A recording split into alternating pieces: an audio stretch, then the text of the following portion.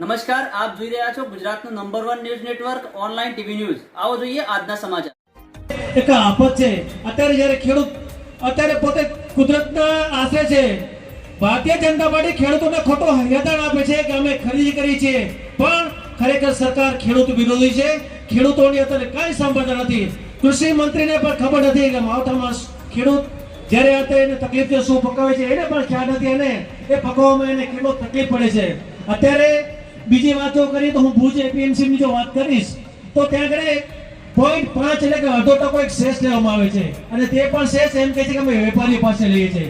મિત્રો, આ સેસ વેપારીઓ કોઈ કમાવા જતા નથી, પણ જે ખેડૂત માલ વેચે છે વેપારીઓ પાટલા દરવાજેથી 0.5% સેસ લે છે, અને સેસ લીધા પછી એપીએમસી એ પૈસાને પોતાની જેમ મજા આવે એમ વાપરે છે. એની પાસે કોઈ હિસાબ નથી, કારણ કે એને કોઈ ઇન્કમ ટેક્સ ટેક્સના દાયરામાં કે એને કોઈ ઓડિટના દાયરામાં આવતી નથી. તો એપીએમસી બી, અને અત્યારે એપીએમસીમાં બધા ભાજપના જ માણસો છે. અને હું ભુજની વાત કરું તો અત્યારે 40 થી 50 લાખના ખર્ચે એપીએમસીમાં એક ગેસ્ટ હાઉસ અને એક કેન્ટીન બનાવવામાં આવી છે. મેં જઈને તપાસ કરી કે ભાઈ એપીએમસીમાં કોની ક્યાંથી બનાવી દો કે અમે શેષમાંથી. શેષ કોનું? તો કે વેપારી આપ્યો છે.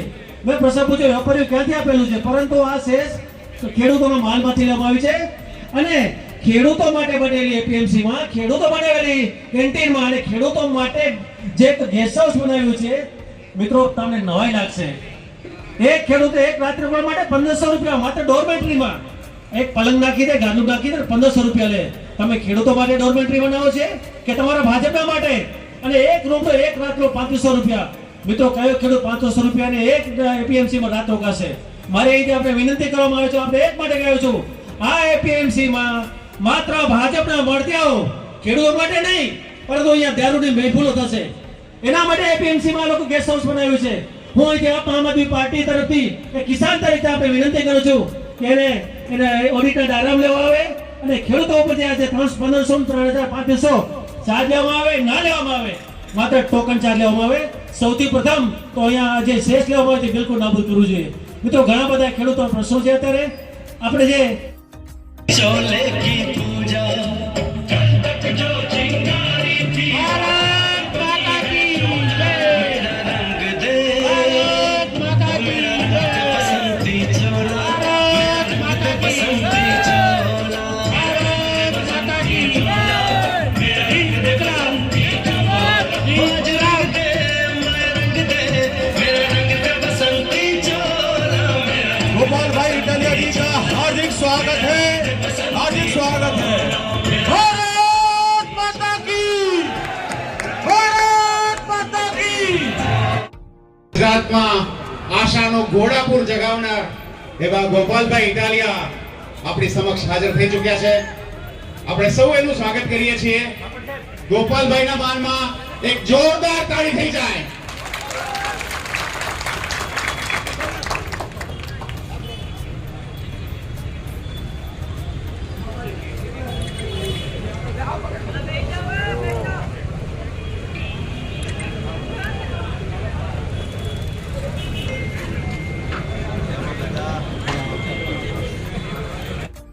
હોય તો આવું ન થાય. સર્કસ હોય તો જ આવું થાય કે જે ખાતર ઉપર પ્રતિબંધ નથી, કાયદાથી મનાઈ નથી ફરમાવેલી, એ ખાતર ન મળે. દારૂ તો હોમ ડિલિવરી ભાઈ, બોલો ક્યાં આપી જાવ? વિચાર કરો દોસ્તો, કે આ સરકાર હોય તો આવું થાય? ન થાય. સર્કસ હોય તો જ આવું થાય, ને આનાથી મોટું સર્કસ કેવું? મિત્રો, દુઃખ સાથે કહેવું પડે, તમે તો કચ્છમાં જન્મેલા માણસો છો, વર્ષોથી કચ્છમાં રહ્યો છો. આટલા વર્ષમાં કોઈ દિવસ નહોતું સાંભળ્યું કે કચ્છમાંથી આટલું બધું ડ્રગ્સ આવે. કોઈ દી સાંભળ્યું તો? અહીંયા તમે 10 પેઢીઓથી રહ્યો છો, બધાય રહે છે. આટલું બધું ડ્રગ્સ કોઈ દી? એવું તો નથી કે હમણાં જ પાકિસ્તાનની બોર્ડર અહીંયા આવી, પહેલા નહોતી ભાઈ. આ તો આઝાદી પહેલાથી બોર્ડર અહીંયા જ છે. આઝાદી વખતથી પાકિસ્તાનની બોર્ડર છે. ડ્રગ્સ તો હમણાં 5-10 વર્ષથી આવવા માંડ્યું. કોણ લાવે છે, કોણ વેચે છે, કોણ કાળી કમાણી કરે છે, એનો જવાબ લેવો પડે. દોસ્તો, આખા ગુજરાતને નશાની અંદર ધકેલવાનું કામ થઈ રહ્યું છે ત્યારે ભાજપની સરકાર દ્વારા. ગોપાલ ઇટાલિયા તમને ગમે કે ન ગમે, આમ આદમી પાર્ટી ગમે કે ન ગમે, તમારા પોતાના છોકરા તો ગમતા હશે ને? કાલ કોકનો છોકરો ડ્રગ્સના રવાડે ચડી જાય તો હું એને મોઢું બતાવવાનું? આપણે આખી જિંદગીની મહેનત મજૂરી કરીને કમાણી કરી હોય, કંઈક જમીન મકાન પ્રોપર્ટી લીધું હોય, અને છોકરો જો આ ભાજપના પાપે ડ્રગ્સના રવાડે ચડી જાય તો કરવાનું હું? હું પછી આમ હાલી. તમે ક્યારના વાટે ઉપર મારું ધ્યાન હતું, ઉપર નહીં આવો. આવો એ ક્યારના સકળ વકળ થતા હતા, હમણાં પોતો મારું વચ્ચે આવી જાય. તમને એમ ન થાય. નાના પ્રશ્ન કરો, થાય એટલા કરો. મંત્રી બનાવે છે એને કરશો પાછા? મંત્રીને કરે છે એ આપ વિસાવદરમાં ચૂંટાયા છે એ દરમિયાન આપે વિકાસના જે કાર્યો કર્યા ને એ આપે જનતા પૂછશે. અને બીજો પ્રશ્ન એ કે ચૂંટાયા બાદ આપ વિસાવદરમાં કેટલા દિવસ રોકાણ કર્યું છે એ આપણે જનતાને જણાવશું. આપણું નામ છે આયુષી જાડેજા. સાંભળો આખું નામ, આપણું ગામનું નામ કહો. સાંભળ્યા કોણ પૂછીને વહી ગયું? મારું નામ બહાદુરસિંહ જાડેજા, ગામ નખત્રાણા, તાલુકો નખત્રાણા. અહીંયા પ્રશ્ન પૂછવા જ આવ્યા હતા સ્પેશિયલ. આ વાલો જવાબ આપ્યો છે ને? સારું સારું, કાંઈ વાંધો નહીં. ના ના ના ના, કાંઈ બહુ સારું. બીજું કાંઈ રહી નથી ને? વાહે ગોહો નો કાઢતા, પછી નો કહેતા હાલ્યો માય.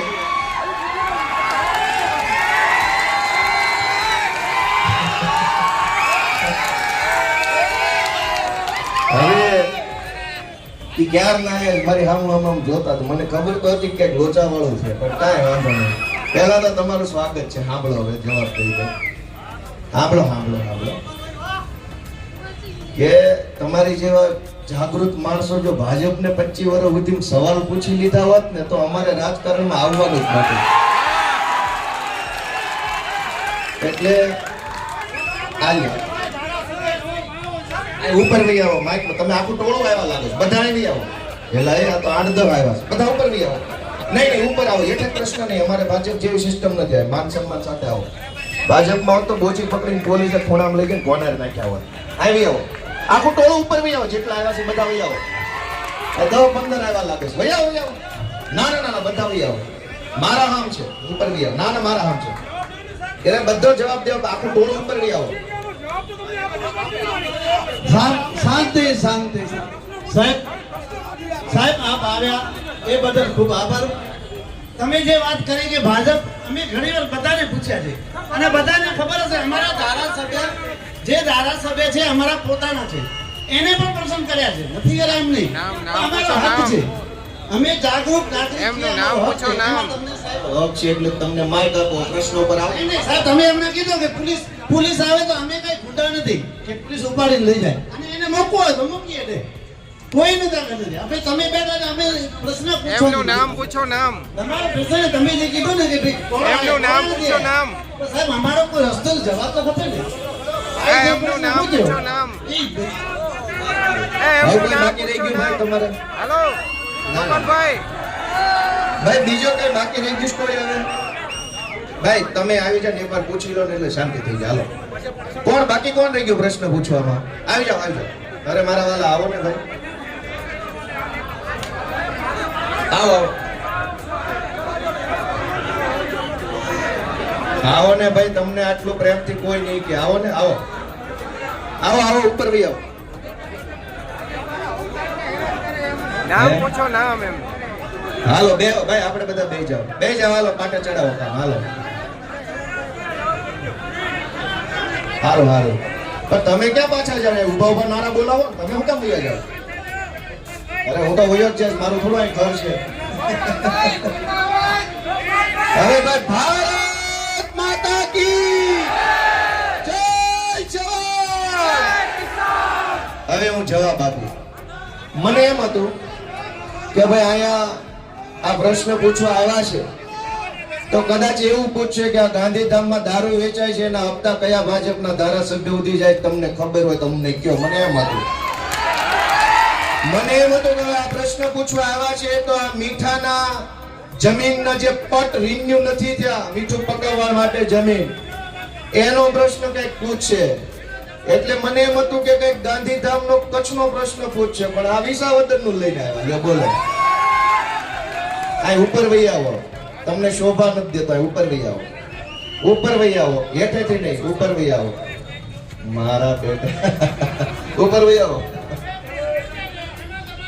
હવે તમારું ટીવી માં આવી ગયું છે, વાયરલ થઈ જાય. હવે તમારું કામ પતી ગયું, બધું થઈ જાય વાયરલ, વાંધો નહીં, થઈ જાય વાયરલ. પણ તમને ક્યાં ના પાડી? ભાઈ આમનું વાયરલ કરી દેજો જરાક, એટલે ટિકિટો બિકિટો ભાજપમાં તાલુકા જિલ્લાની મળી જાય.